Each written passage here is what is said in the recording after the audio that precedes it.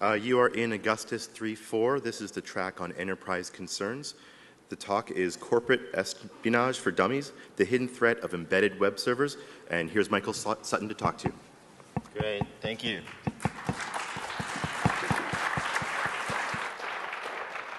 Thanks for coming, everyone. Good to see a few people decided to come to a talk instead of lining up for their DEF CON badge for hours on end.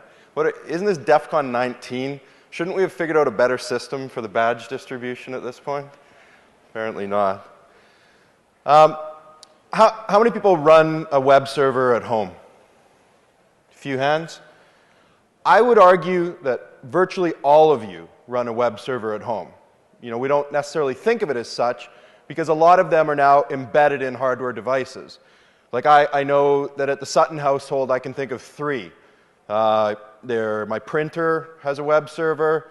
The webcam that I use to keep tabs on my newborn has a web server. And I have a network-attached storage device for backup. That has a web server. Before I started this research, I didn't really think of those devices in that context. And it was amazing to me as I went along just how many devices, like it is pretty standard. If you have a network-connected device, there's a really good chance it has an embedded web server in it. The thing that got me turned on to this research was about a year ago, our family has a cabin that I was staying at, and we often go up there to work, so we have internet access and printers and things like that. And just out of curiosity, I was scanning the network, saw that the printer was online. I thought, oh, that's interesting, just a standard HP printer. And started poking around, and I started to think to myself, you know, some of this functionality I wouldn't want an outsider to have access to. It could really be abused. And started to look at, you know, how many of these devices were actually externally exposed, and was really blown away by just how prevalent embedded web servers were.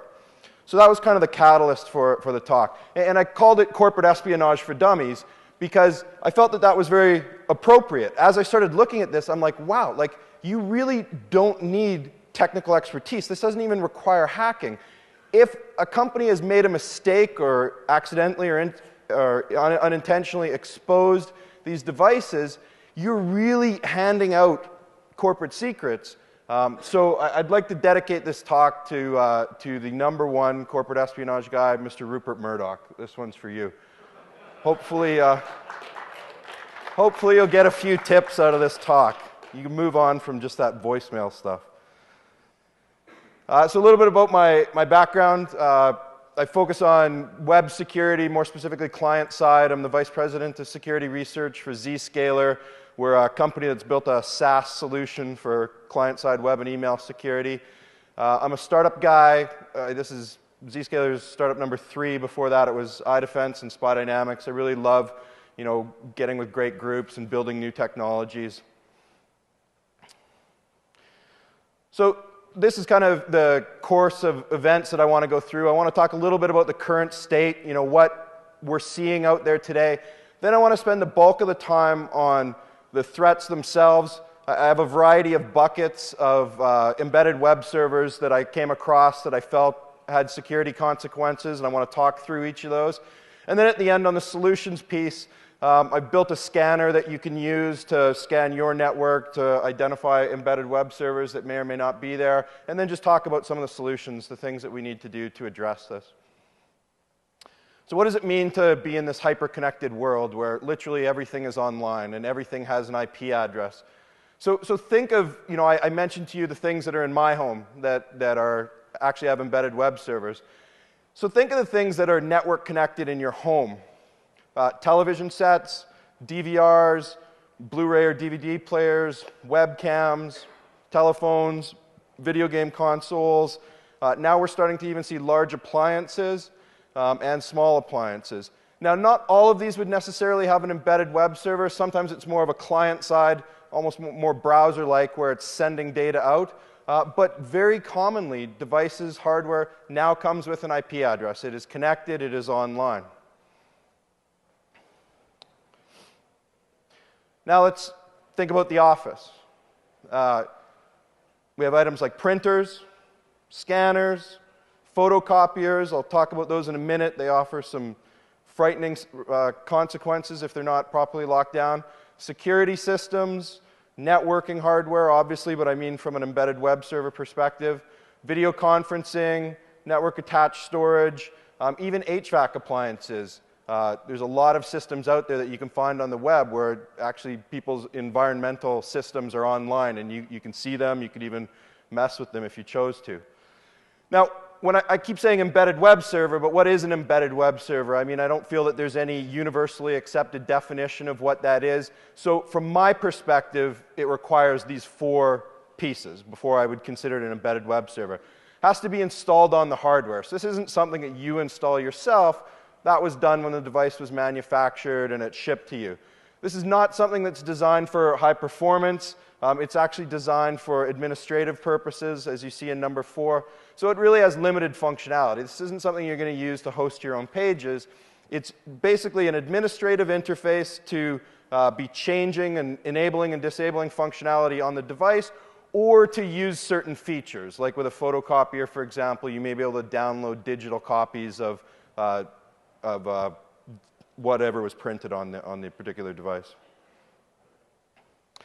So just a public service announcement. No embedded web servers were harmed during the course of this research. Everything that I'm going to show you was completely publicly exposed. This didn't require, brute forcing a password or anything like that. So I think the frightening thing is everything that I'm going to show you was completely exposed, definitely should not have been. But you could take it a step further, 2 steps further. The first step being a lot of devices have default passwords. And how hard is it in this day and age? Pull up the user manual. Oh yeah, default password of password. Okay, I put that in, I bypass it. And very often companies just don't even know that the web servers are there, so they're not doing anything about it. And then think of all the devices that are on LANs that obviously I wasn't able to see because I was only focused on the web. Every company has a photocopier. Every company has a printer, a scanner. And I expect that many of them have embedded web servers, and I expect that many of them are completely exposed. How many people are firewalling off their photocopier? So hey, somebody put up their hand here. That's great. That's what I want. I want everyone to go set up a firewall when they get back. So what are some of the threats? Well, some of them have lesser security consequences. Like, yeah, I could perform a denial of service. Okay, you can't use your printer. That would be more consequential for something like your telephone system. Privacy, in my opinion, that was the big thing that came out of my research. And that's why I called it corporate espionage for dummies. I mean, you can really tap into enterprises if they don't have these devices locked down, whether that be eavesdropping on a phone call or retrieving a confidential document. Data integrity could be an issue because you could be changing things once you have access. Could be financial consequences. If somebody, for example, got into your phone system and was using it to make calls, there could be an implication there, or even bandwidth costs. And you could even have full root compromise. I mean, a lot of these devices will allow you to upgrade the firmware remotely, and if you're inclined to do so, you could actually write custom functionality and leverage this as a backdoor to the system. So I focused on the external threat because I was scanning the public web. I wanted to see just how bad this situation was, how exposed things were. In my opinion, the greater threat, though, is the internal one. Because as I'll demonstrate, it was not hard to find literally thousands, tens of thousands of these devices that were completely unprotected. But again, think of the millions that are inside the corporate LAN. And enterprises just don't think of it that way. Like, your last pen test security audit, did they scan the photocopier? Probably not. Your patch management process, does it take into account that firmware needs to be upgraded on the VoIP system? Unfortunately, it probably does not. There's all kinds of crazy stuff out there. This was from a couple of years ago. This is actually in Security Focus. There is a report on vulnerabilities in an internet-connected espresso machine. Guy found a buffer overflow in that. Not sure there's significant security consequences, but if you're like me, being denied access to your coffee in the morning, we take that very seriously. One of the items that I feel will continue to drive embedded web servers in appliances is the concept of energy savings. Like that's, today, very often, especially when it comes to appliances, much of what I saw, I felt that the embedded web servers were a bit gimmicky. I didn't always feel there was a reason to be there, but You know, that allowed them to charge a premium because it's an internet-connected coffee machine. But energy savings is something that is going to be driving this whole smart appliance. You know, your appliance will run at a lower speed when costs are higher for your energy. So I expect we'll see more and more of this, and that is a piece that will be driving things. I saw some things that just made no sense to me as I was walking through. Like, here's a projector. And so I'll talk about how I focused on header fingerprinting to identify things. And so this one, HP is very kind to you. They give you very unique server headers. And you know, server headers aren't all that reliable when you're talking about traditional web servers because they can be spoofed. You really don't have to worry about that with an embedded web server because you just don't have that access, you don't have that functionality. So if you scan your network and you see microchai, that is an HP projector. Or I'll mention Shodan. Some of you may be familiar with that site. It's like Google for server headers. So if you put in microchai and Shodan right now, you'll find this one somewhere in the US. But what is the point? Why do I need to have my projector exposed to the web? So this shows me that a lot of this, I'm assuming, is network misconfigurations. You know, people are making mistakes because I can't see any purpose why I need to, when I go home from the office, be able to make sure that my projector is still on and working appropriately. Here's another projector. I like this one. This is a Sony projector. Again, the server header fingerprinting works really well because it's called network projector, and it's the only device that I've ever seen that is called network projector. You can actually remotely operate this one. So, you know, if you want a good office prank and you find one of these, wait for the meeting to start, sit back at your laptop, start changing the focus in and out, and turn it on and off, and watch that meeting fall apart. I mentioned very often I found that these things were gimmicky. Like, so here is an Epson printer, and that is the only page that the web server serves up. There are no buttons other than the refresh button. So all that it tells you is that your printer ink level, what it's at. If you are too damn lazy to walk to the printer to check the printer ink, you are also too damn lazy to walk to the store to buy new printer ink. So I'm not sure I really understand the purpose of this particular one. I also very often found kiosks. So, you know, there was no reason for this to be exposed to the web. Like, you'll see the UCLA one, like it's asking you to swipe a badge. Obviously, I can't do that when I'm sitting at my laptop. But again, it just highlights the fact that there's a lot of network misconfigurations, things that really have no need to be exposed to the web, obviously are. So when I was doing this research, you know, I got interested in it. I said, I want to know how much stuff is out there and what is out there. Like, what are these embedded web servers? And then what are the implications of them being exposed? So my plan was, I said, I need to get a lot of data. I need to scan a large block of the internet to identify what's out there. So the challenge is twofold. One, how do I make that scalable to be able to do that? And two, how do I identify these devices? Like, how do I differentiate a photocopier from somebody's website? So my approach was, I considered three different approaches. One, traditional scanning tools, like an Nmap, for example. Google hacking was another option. And then the third was the header fingerprinting. And just to illustrate why I went down the path that I did, like Nmap, absolutely fantastic tool. You know, it's pretty hard to be in the security industry and not have benefited from it. But it's really not designed for embedded web servers. Like, here's an example of a scan on this is a Canon photocopier. And you can see it gives you a lot of different options. There are a couple of Canon copiers in there, none of which were actually the exact version of this particular one. But it's really all over the board, even things like an Apple Airport Express. So Nmap wasn't going to help me in this particular situation.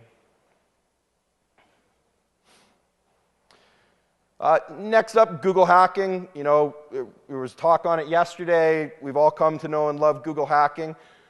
I argue that Google hacking is actually getting less valuable over time, and I'll explain why.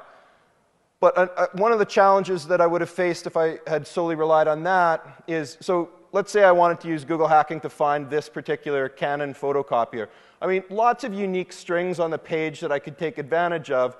You know, we've got the copyright notice, some model numbers, the device status. Those actually all work really well, and I can get Google hacking information on that. But what about this? Many of these embedded web servers, they have simple localization settings. You know, you go into the administrative console, you say I want it in Japanese, German, whatever. Well, now I've narrowed my results.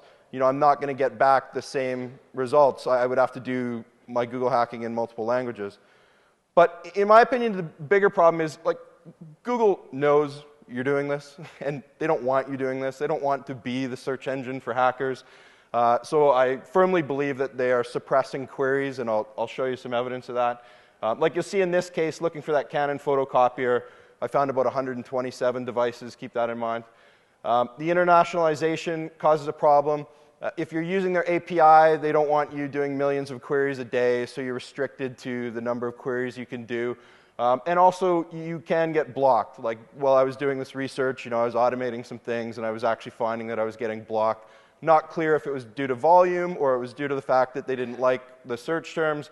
But regardless, there are limitations to using Google hacking for this purpose. So the last approach that I considered was header scanning or header fingerprinting. And again, it's not all that reliable for, you know, if I was just looking for web applications, but I found it to be very reliable for embedded web servers because they tended to have very unique strings. Like this is, you know, a Canon photocopier. So my approach was, this is what I did. Leveraged Amazon EC2 for the scanning because I wanted to have a lot of instances running, you know, simple Perl scripts to do the scanning. You can run an Amazon micro instance for free now if you only want one of them. So I found that this was very highly scalable. You know, I could automate this. I could get my million servers, get my statistics. It actually worked very well. The only real challenge is that there are times when you don't have a unique server string. You know, I did see situations where no server string was returned.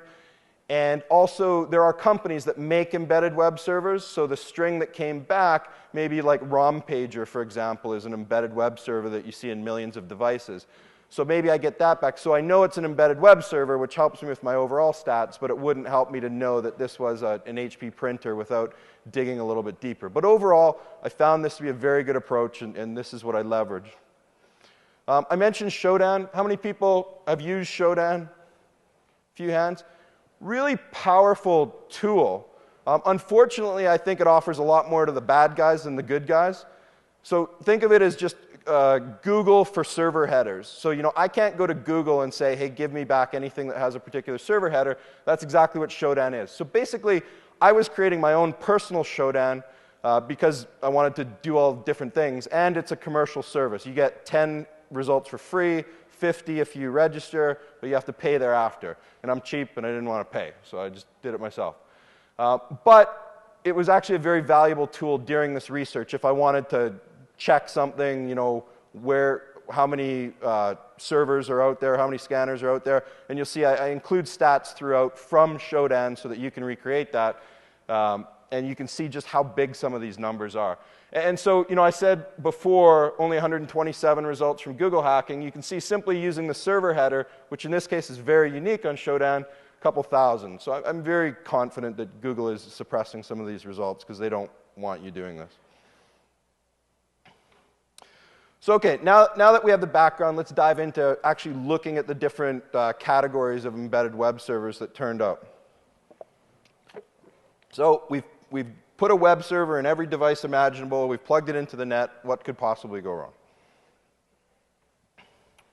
So first up was printers, scanners. And I mentioned, you know, this is what first got me interested when, you know, I scanned our own network, saw this HP all-in-one printer scanner, started looking at some of the functionality and thinking, wow, I really wouldn't want this exposed to the outside. In fact, I wouldn't even want somebody in my home network that you know, got on my Wi-Fi and was able to do this. And let me explain why. So HP, the whole server header fingerprinting actually works really well. They have some unique ones, like those HP Chai servers you saw on the projector. It was like micro Chai. So that's one that's unique to them. All those project revisions are pretty unique. They do Verata MWeb is actually a product. That's a company that makes embedded web servers. But the nice thing is very often they have these revision numbers, and the revision numbers do actually tend to be unique to large vendors. So 621 either was made for HP or they bought the bulk of it. Because if you do a showdown for that, virtually everything you'll find is an HP printer scanner. So, and you can see the numbers. Like, there are definitely more than that, but those are the ones that were more uniquely, I knew that 90x% of them were HP printer scanners. Look at 100,000 devices exposed to the web, and it was as easy as just, typing this into a search engine.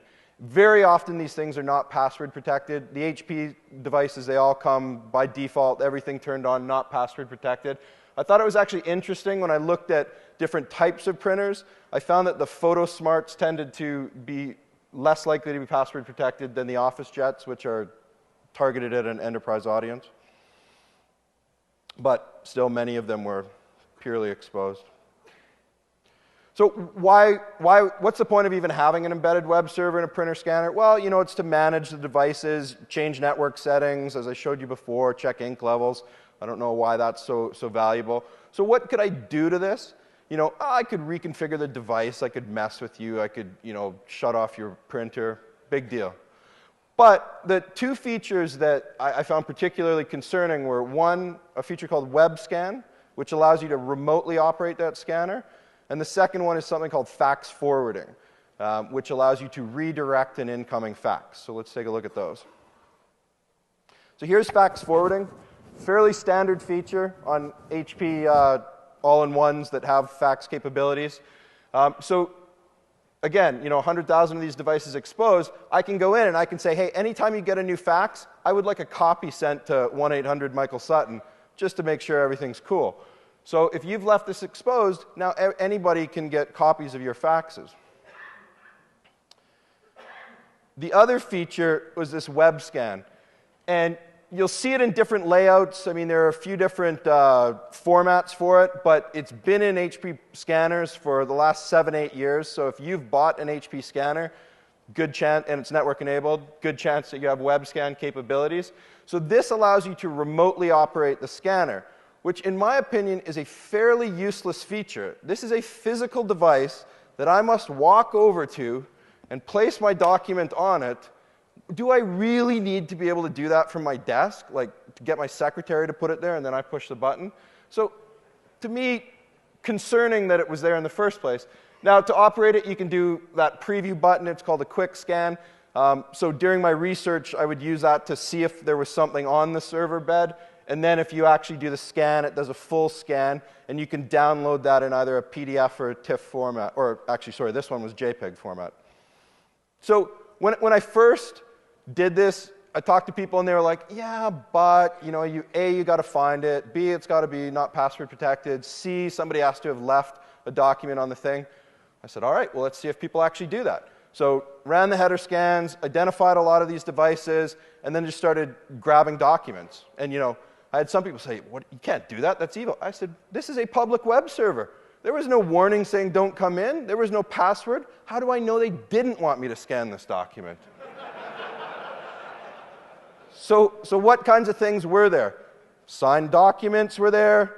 Voting advice. This was actually from a Tea Party website, letting you know who to vote for in the next election. I'm actually a Canadian citizen, so it was of no use to me whatsoever. Signed checks were there. Technical reports. Various forms. And my absolute favorite, documentation letting us know that Jim is now a certified mold inspector. Let's hear it for Jim. Way to go, Jim. Thank you.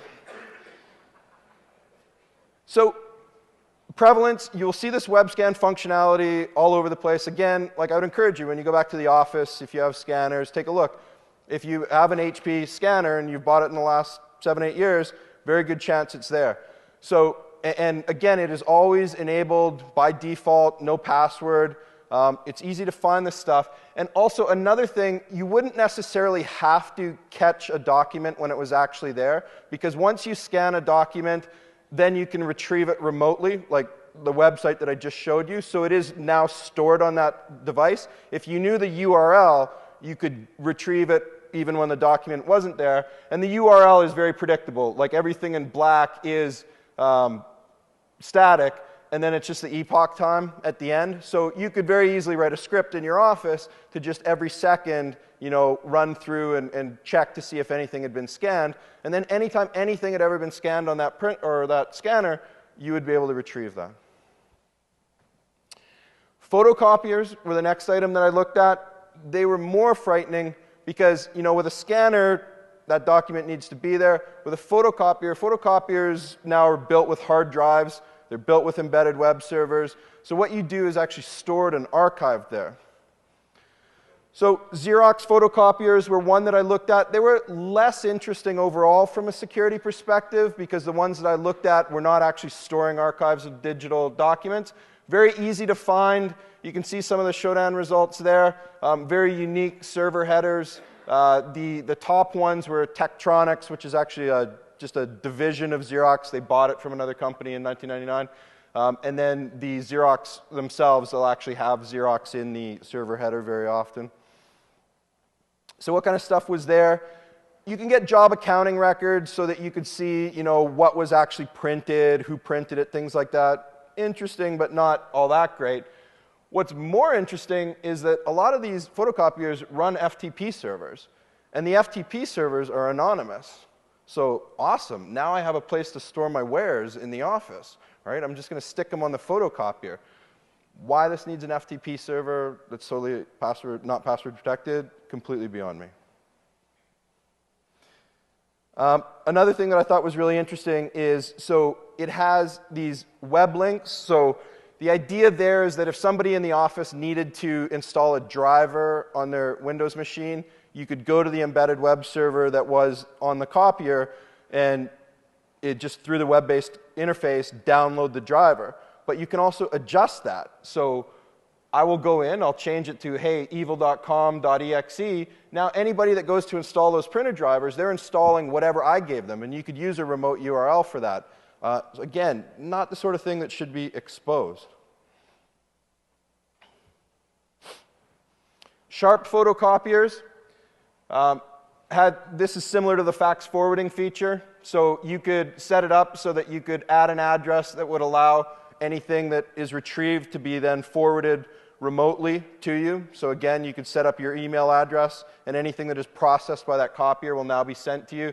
You can see it's not just email. You could forward it to your own FTP or a network folder, desktop. So again, you find one of these on the corporate network, it's exposed, just have everything that's ever processed by that device sent to your inbox. The one that was the most concerning to me from a security perspective were the Ricoh photocopiers. Again, very easy to identify these. That string web server /3.0, I've only ever seen that used in Ricoh photocopiers. You can see the showdown results, nearly 20,000 that Shodan knows about, so not hard to find these. The functionality, there was two pieces of functionality that I found concerning. Again, they have fax capabilities in some of them, so you can get details of faxes that have been transmitted or received. The thing that was the most concerning was this document server, which I'll show you in a second here. One of my big beefs is that these devices often come password protected, but they come with a default password. How hard is it to go, this is a page from the user manual for a Ricoh photocopier, and it tells you right there, default password is admin. I mean, in my opinion, you may as well not have a password. Like, what is the point of having a static password? Either these devices should come with functionality disabled until a password is input, or they should have a unique password, something that is unique to that device. So taking a look at the Ricoh copiers, one of the items that I thought was interesting is you can have SSH capabilities to communicate with it. So I thought, well, that's kind of interesting. Yet when I scanned the actual devices, what I found, that looks like a lot more than SSH. I see Telnet in there. I see FTP. Now, there was nothing in the configuration console to allow me to enable and disable this. So what is the point of allowing someone to turn on SSH so that it's secure, but Telnet is running? You can see there, you have Telnet access to it. You have FTP access to it as well. Again, another great place to store your wares. So the faxes received feature, You can see what faxes have come and gone. You couldn't actually get a fax, though. But the piece that was really juicy was this document server capability. And I found that you don't always see this in a Ricoh copier, but it's certainly pretty common. And basically, what it does is it stores a digital archive of the most recent documents that were scanned or printed or done whatever through this device. You can see, so this is a company's photocopier that I ran across on the web. And again, I'm sure that they wanted it to be a public web server, so why not let's sift through their documents. But so you get a preview of everything that has recently gone through it, and you can download it directly. I either choose a PDF or TIFF format, and I'll tell you, it was truly frightening to see just how many of these were exposed and how many documents were available. Now again, that was only what I was able to see on the web. Think of how many Ricoh photocopiers are sitting in enterprises around the globe, not firewalled, except in your organization, sir, I realize that. But you would not go in and drop a stack of HR documents on an employee's desk, yet that's effectively what you're doing. Now anything that's processed by that copier is accessible if this functionality hasn't been turned off or password protected. Next up, security systems. I didn't want to focus a lot on this because I feel like this is actually a fairly well-known thing that, webcams are very often exposed on the web. It's, one of the more popular things that you hit with Google hacking. I did find it interesting. I found a lot of McDonald's webcams. I don't know why, but, and there were different servers too, so it wasn't like they all used the same thing. And actually, most of the security, I would say webcams are the most popular, most common embedded web server that you run across when you're just looking for exposed devices. And most of what I saw were cameras set up to keep tabs on employees. Like it would be some camera that was clearly hidden somewhere and pointed right at some guy's desk to make sure that he was working all day. On the consumer front, this is you very often see like Linksys, D-Link devices, and very often they have this like motion detection technology, which is, all it's doing is matching different frames and doing a diff, and then you can email it off. But many of these were exposed, and so you could take advantage of this to literally physically spy on someone, right? I could, if they left their camera exposed, I say, hey, every time you detect some motion, send me an image. Not hard to find these devices. On the networking hardware, it used to be that an attacker would be scanning, looking for exposed telnet, SSH sessions on networking hardware. Now it's very common that these devices come with embedded web servers. So Cisco devices are quite easy to find because, again, they have a very unique string, says Cisco right in it, and not surprisingly, a very big number, 400,000 devices in Shodan. Now, a challenge, though, is don't always focus just on the server header. Focus on all of the headers, because you'll see 400,000, but this particular one, if you pay attention to the response code 401, well, that's likely a password-protected device. But, you can expand it to look at, I change that query to, I just want 200 OK. Obviously, I drop way down to 12,000, yet now these are devices that are likely not password-protected, right? And I just, manually did a spot check. 33 of those first 50 completely not password-protected. So, if you're looking at all of the headers, you can do different things with fingerprinting. So, why is it there? I think we all know networking hardware. It's there to administer the device, but obviously if I had that kind of access, that is frightening. I could reroute your traffic, make it so that I am now a man in the middle and, all of your traffic is coming through me. Definitely serious consequences. I found that a lot of this hardware was clearly really dated, and you could tell that by, you'd get that warning screen that said, hey, you must be using Netscape version blah, blah. Oh, Netscape? What the heck? Or you'd see the copyright notice is literally, 10 years old. And many of these I also found the initial, router setup wizard would be presented to you. It's like, wow, nobody's ever touched this thing. Just, snapshots. This is a very typical screen. Here's, a newer, fancier one. Now you get a picture of it with blinky lights and everything. But all of the functionality that you need to enable that, I could turn on Telnet, I could change the passwords, etc. And a lot of them have the full command line interface built into the web console. So you're not just limited to functionality. You know, this is traditionally how you would interface with a networking device. You can do all of that through the web front end. So we could really do anything if the web front end is exposed. Some of them have a ping tool. So great way to scan somebody's internal network, because now I've got access to a device that has access to the LAN. I can do a ping sweep. And you remember the outrage when Michael Lin was going to do his talk about how he found an exploit in iOS, and you know, he could write his own code to a Cisco switch, and everybody got in an uproar. Well, why? You don't even need that. I mean, there are 12,000 devices that I just showed you that are publicly exposed, and I can upload my own firmware through the web interface. Next category, telephone systems. This one's for Rupert, because I know he likes this stuff. So a lot of different systems out there. They have unique strings for the most part. There was one Polycom that I found that actually returned an Apache string. That was not the norm. So very easy to find these ones, Polycom. I'll talk about 3Com and SNOM. Polycoms weren't all that interesting. You know, you could interface with it, change a few settings. Sapira was another one that was very common. You know, very often these ones were not password protected. When you'd find them, no password, but not that interesting. The SNOM devices are very interesting. I know that this is one that's been talked about in some Google hacking database circles, because they come with some frightening functionality. They have this debugging, all these debugging tools you can see down on the left that actually allow you to do traces and packet captures. You know, and I'll show you what they do. You know, this is definitely one of those features where in the planning session, the security guy was not in the room. Because why would you want to be able to run PCAPs on your telephone, especially in something as a web console? You can actually, it will allow you to make phone calls. So, you know, you want a cheap phone call, go find somebody's SNOM and just do it through the web interface. But, and you'll see very often, you know, it tells you right in the top right-hand corner, hey, password's not set.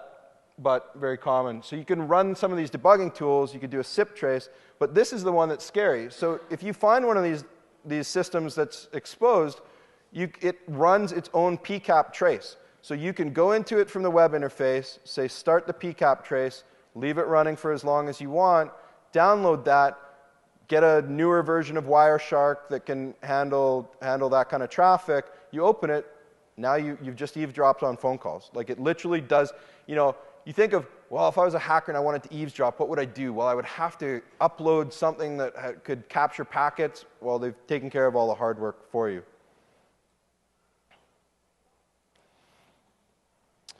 3Com phones, these ones I found very interesting as well. Again, not too hard to find. This is a situation where it's using a generic Verata MWeb as an embedded web server, but that string is reasonably unique to 3Com phones. You can see in these showdown results about 1,000 systems. Different interfaces, that's one of the newer ones. And you can also see that, again, the whole issue of, you know, pay attention to all of the headers, because even though the Verata MWeb, that is a little bit generic, you can see like the alternatives and the very tag, those are not typical server tags. And so if you look at all that in combination to do some fingerprinting, you can be very confident that you found a 3Com phone system.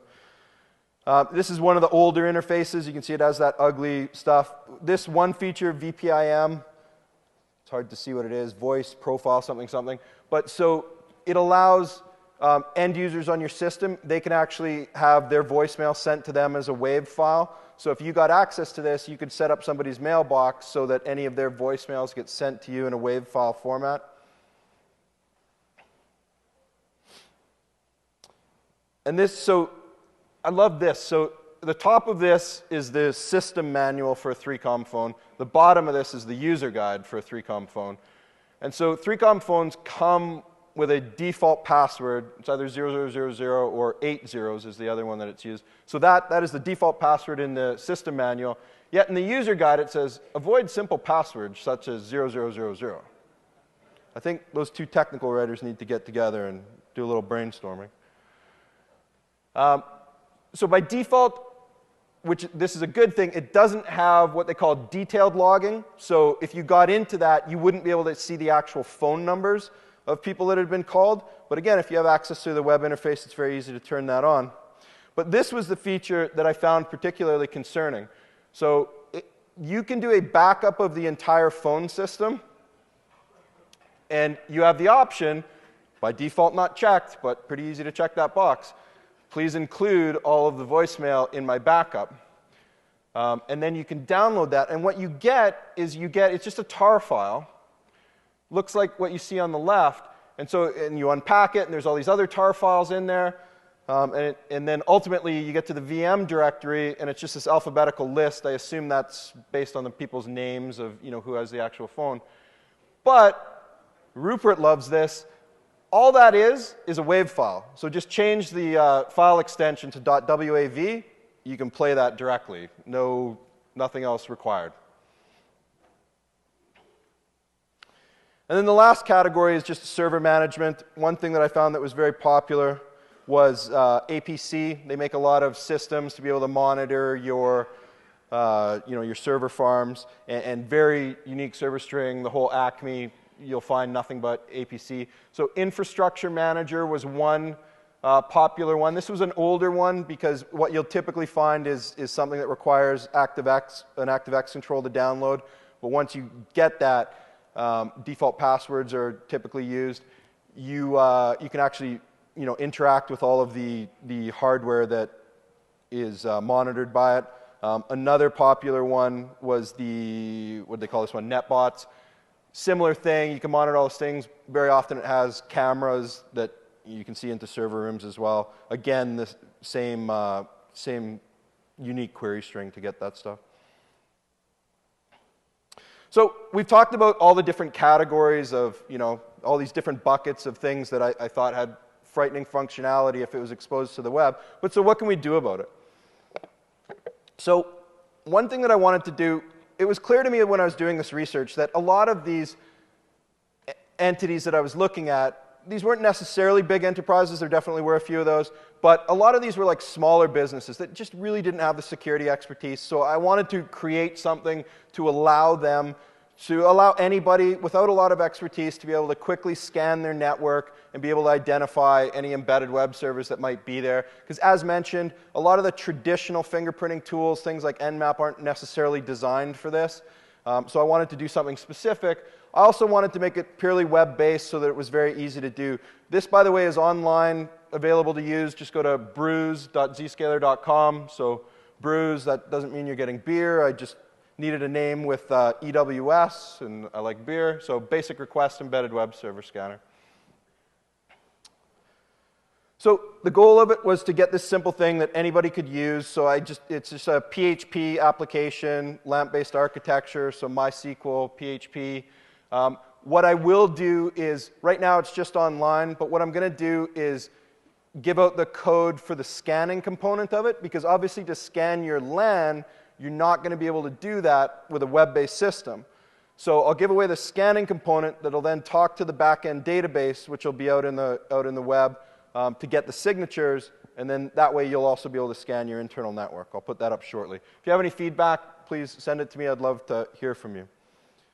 So I would have liked to have done this purely with client-side scripting. Like if I could have done this with JavaScript, that would have been great. But unfortunately, because of you have same domain origin restrictions, like you can't have a web-based system and then go scan a bunch of internal machines. You could get basic things like did the URL return, but I can't grab things like server headers. So that's why I chose to do it as a PHP application. Wish list, I want to expand the signature set. And then I'd also like to work on some client-side tools like a Firefox plugin so that you didn't even need to, again, I want to make this as simple as possible so that you don't have to run a PHP server on your LAN. You could just download the browser plugin, and then that way you could interface with the server to get the signatures. So how does it work? Very simple. So the first thing, you put in your scope, and I'll show it to you in a second, what is the address range that I want to scan. It's then going to, Brews will actually run the scan of the devices, and it's retrieving all of that header fingerprinting information.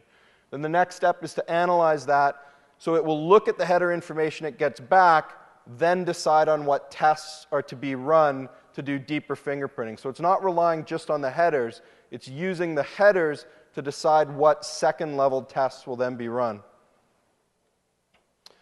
Results get sent back, and then you have an optional ability to send feedback. And that's really what I want. The goal of this project is, I don't feel there's good fingerprinting information for embedded web servers.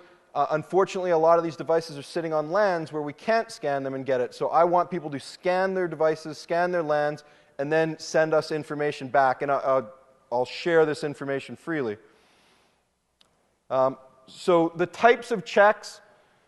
So one check that it'll be doing is regex content check. So an HP printer is a really good example of that. So based on the header, I'll know that this is likely an HP printer, but I don't know what type. Now, fortunately, there are only a handful of typical web interfaces for HP printers, scanners, and they follow a typical format, so it wasn't hard to write a few different regexes that will go through and actually return the information so that when you run the scanner, you know not just that it's an HP printer, but that it is indeed a LaserJet 2200 in that case. So content regex is one.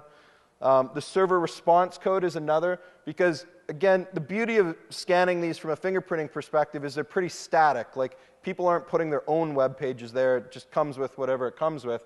So if I can look for the existence of a particular page, I get back a 200 that says, yeah, the page is there, then, you know, here's an example of I can tell that, yeah, indeed, this is a Ricoh copier.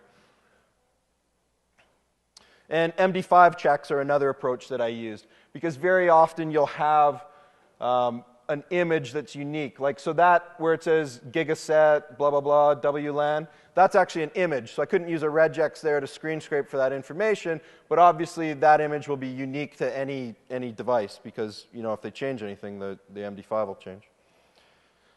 So let me just show it to you briefly here.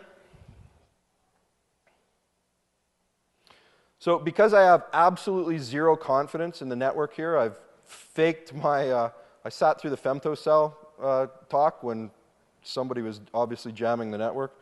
So, sorry guys, I don't trust you. So basically I've just faked my machine so that it will come back looking like an HP printer. So it'll send back the right server headers. So within Bruise, I'll just scan, you know, the one machine. But obviously you can put a range in here. So that first step, it's going to retrieve the server headers. You can see it gets back the Verata MWeb is the one that's unique to, reasonably unique to HP printers. But then it's going to take that, query a backend database and say, okay, I think this is an HP printer, so what additional scans should I run? In this case, it'll run the regex content checks, and then that way it's able to come back and say, yeah, you know, it's a OfficeJet server. So very simple tool. But again, I want it to be used by people that typically are not going to have the knowledge to be doing the scanning of their network, because I think those are the people that are most exposed. So another tool that I just wanted to give a shout out to, this is Andrew Horton's tool, WhatWeb. How many people have heard of WhatWeb, played with it? It's actually a really good fingerprinting tool. It's not focused on embedded web servers per se. It's focused on web applications. So rather than, like, an Nmap will tell you that this is an Apache server, WhatWeb is trying to say, oh, this is an Apache server, but it's running WordPress, you know. And it has a number of checks, about 900 plus. There is a bunch of embedded web server stuff in there. I actually talked with Andrew when I was doing this, and he was really kind and actually shared a bunch of his checks with me. And so in return, I've said, hey, whatever I collect with Bruise, I'll give back to you so that you can continue to make WhatWeb better. So another great tool. It didn't meet my needs because I wanted something that, you know, you didn't need a lot of expertise to run. And with this, you would have to have, you know, Ruby installed. And I just didn't feel that was a reasonable expectation for a typical small business. But great tool if you want to do fingerprinting to actually figure out what a server is running as opposed to just what it is. Some of the stats, so, you know, I went into this believing that most, or a lot of the web servers that are out there today aren't actually traditional web servers that are serving up web pages. They are embedded web servers. And so these are the stats of the million-plus servers that I looked at, and I think it proves that. Like the first two, you know, 68% of it, IIS and Apache, as you'd expect. But when you get beyond that, it is a lot of embedded web servers. Now, some of these could be a traditional web server because there's no definition that it doesn't, like, I could use some of these to run it, but a lot of these will be embedded web servers. Looking at that laid out another way, so I know what that big spike is. I know that those are the traditional web servers, but what the heck is the rest of that? Well, a lot of that is embedded web servers because there's just so much stuff plugged into the web today. These were the top 10 embedded web servers that I saw. Again, some of these, like a light HTTPD, could be used for other things, but for the most part, I found that these were in hardware devices. You'll see a mix of commercial and open source used in there. Like companies like RomPager, like Verata MWeb, those are companies that's what they do. And remember, the Verata MWeb, we saw a lot of that in the HP printers. But a lot of the vendors just go with an open source. I focused more on functionality that was exposed, but vulnerabilities are certainly a concern as well. There are a lot of vulnerabilities in these embedded web servers, and yet when's the last time you upgraded the firmware on your photocopier? Probably never. So once there's a vulnerability in a lot of these hardware devices, it's probably there for a long time. So look at these three of these. Look at that Allegro RomPager, 3 million devices that are running an outdated version with known vulnerabilities. Cross-site scripting was very prevalent. I think it is actually not an unfair statement to say that it was hard to find embedded web servers that did not have cross-site scripting. There's Xerox photocopier, here's Tektronix photocopier, and so that piece could be really valuable in a target attack. You find that web server, but it is password protected. Well, then I can do a spear phishing attack, send an email to the administrator, try to get his auth credentials that way. So cross-site scripting, very, very prevalent in these sorts of devices. So what do I think should be done about this? I really place the blame on the vendors. Like, number one, I think sometimes this functionality really serves no useful purpose. It doesn't need to be there. But, there is definitely many situations where it does serve a very, very useful purpose. But there is no way that this stuff should be turned on by default and not be password protected. I would argue that the hardware industry is at least a decade behind the software industry in terms of security. This is the kind of stuff that we saw on the software side, the operating system side, more than a decade ago. Like, it really is low-hanging fruit. Software industry was forced to climb the learning curve because they got called out. Hasn't really happened on the hardware side, and I hope that will change. As I said at the beginning, these devices should come with functionality disabled until an administrator password has been set. There should never be a situation where there's no password, and the whole idea of a static password is completely useless as well. They also, another thing is, it was very common that sometimes you had no way to upgrade firmware anyway, but when it was, typically the burden was on you. It was a pull system. You have to be looking for the patch. We definitely need to move to a system that's more common in, like if you have Apple TV, the new updates get pushed to you. You don't have to do anything. We need a similar system here, especially because a lot of these are in the small businesses that just aren't doing this. From an enterprise perspective, you need to treat embedded web servers just like any other web server in your organization. That photocopier should not get plugged into the wall until it's hardened, it's password protected. When you're doing your quarterly, whatever it is, scans, that embedded web server should be part of it. You should be scanning it, and not just for vulnerabilities. You have to look at this in a unique way. You're looking for exposed functionality. And it should also be part of your patch management process. So just to show you how outdated some of this stuff is, so this is Allegro RomPager is one of those commercial versions that are very, very common. You see it. If you go to their website, they say they're in like 75 million devices. You see the Shodan results down the side. Now, version 6.1 is fairly new. I don't know what the latest is. Version 2 is very old. And yet, look at how many of devices we were able to identify. You look at version 2, 1997. Yet, nearly 4,000 devices still running that. 3.0 was 1999. Even 4.6, I guess, is not that new, April 2007. So these devices, they're still in use. They're running really outdated firmware that is likely chock full of vulnerabilities beyond the functionality issues as well. So with that, I thank you for your time.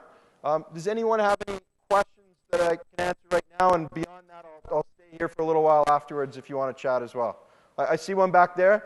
Maybe if you could shout it out, and I don't know if there's a microphone, I'll repeat it.